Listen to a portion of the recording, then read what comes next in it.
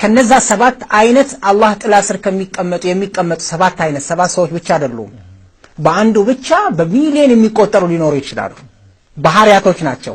ከነዛ ውስጥ ሁለት ሰዎች ጾታንም አይለይም። በነገራችን ላይ ወንድና ሴት ሊሆን ይችላል። ለእስላም እህቴ ስለሆነች እስላማዊ እህቴ ስለሆነች በወዳት ችግር የለውም ለወደላ ነገር መዘዝ እንዳያመጣ እንጂ ወንድና ወንድ ብቻም አይደለም፣ ሴትና ሴትም ብቻ አይደለም። ወንድና ሴትም ሊዋደዱ ይችላሉ ሙስሊሞች ስለሆኑ ብቻ።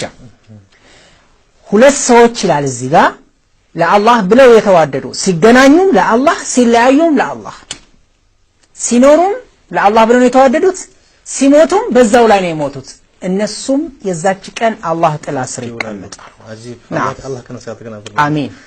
የቂያም ቀን እንዳልከው እንደተቀስቀው በጣም ከባድ ነው።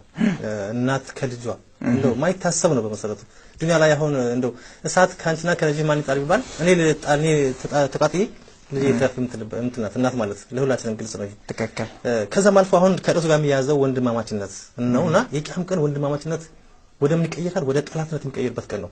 አልአኺላኡ ባለፈው ጠቅሰናል። ይሄን የውመኢዚን ባዕዱሁም ሊባዕዲን አዱውን ኢላ አልሙተቂን ሱብሃንአላህ። ወንድማማችነት ወይም ጓደኞች የቂያም ቀን ጠላት ነው የሚሆኑት እርስ በርሳቸው። እኔ አንተ ወቃሽ ጠላት አንተ ለዚህ ያበቃኸኝ በአጠቃላይ ጠላትኝ ነው ቁጭ ብሎ የቂያም ቀን እነማን ሲቀሩ ኢላ አልሙተቂን አላህ ፈሪዎች ሲቀሩ እና የዛን ቀን ከዛ ችግር ከዛ ጣጣ ለመውጣት ለአላህ ብለን መዋደድ አለብን። የቂያም ቀን ስካር አለ ወተረና ሰሱካራው ማሁን ቢሱካራ ولكن عذاب الله شديد ከዛ ሁሉ መዘዝ ከዛ ሁሉ መከራ ወጥቶ አላህ ጥላ ስር አሽ ጥላ ስር ለማወል በአላህ ብለን መዋደድ ከዛ ሁሉ መዘዝ ያድነናል። አላህ ከነሱ ያደገና በደረጃ ሌላው ነጥብ ምንድነው? ነቢያቶች ሹሃዳዎች ሳይቀሩ የሚቀኑባቸው ሰዎች ናቸው ይላል። ሱብሃንአላህ። በአላህ ብለው የተዋደዱ ሰዎች በእስላም ስር ተጠልለው የተዋደዱ ወንድና ወንድ ሊሆን ይችላል እንዳልከው ወንድና ሴት ሊሆን ይችላል። ለእስላም የተዋደዱት ለሌላ ነገር አይደለም፣ ለጥቅም አይደለም፣ ለሌላ ነገር አይደለም። ለነዚህ ሰዎች ነቢያቶች ራሱ ይቀኑባቸዋል። ሱብሃንአላህ። እስካሁን ማለት ይሄን ተንተነለ ጀዛከላሁ ኸይራን። አራተኛው ደረጃ እኔ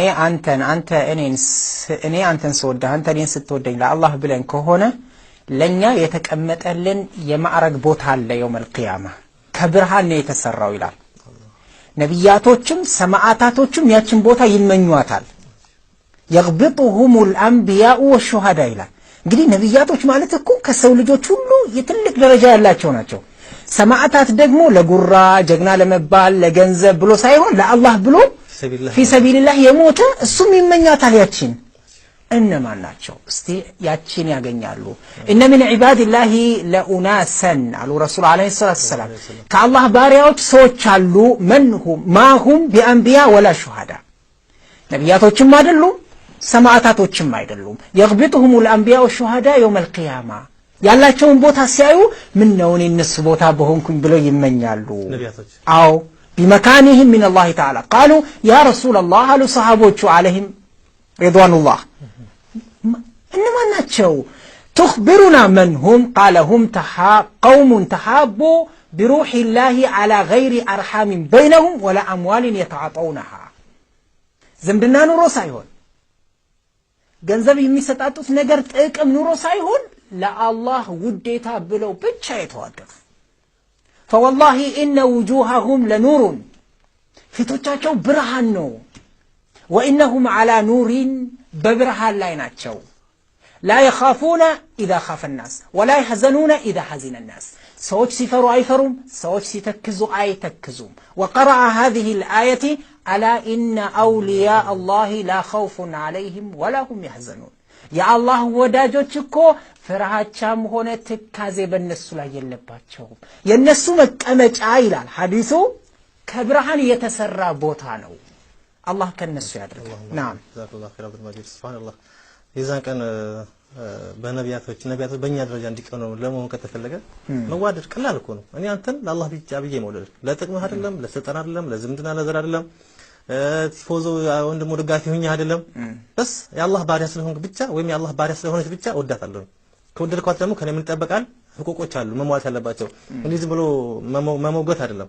የሚደረጉ ነገሮች አሉ እናያቸዋለን ኢንሻአላህ ባላህ። አምስተኛው ነጥብ ምንድነው? የኢማንን ጣዕም ለማግኘት መሰረት ነው። ትክክል። ወንድማማችነት እስላማዊ ወንድማማችነት የኢማንን ጣዕም ለማግኘት ትክክል። ብዙ ሰዎች ናቸው አብዱ መጂድ ሙስሊም ነን የሚሉ ሰዎች ብዙ ሰዎች ሙእሚን ነን የሚሉት አላህ ተባረከ ወተዓላ ለዚህ መልስ ይሰጣል። ቃለት አልአዕራቡ አመና ቁል ለም ቱእሚኑ ስልካለን ማለት አላህ ነው። አሰላሙ አለይኩም ወራህመቱላህ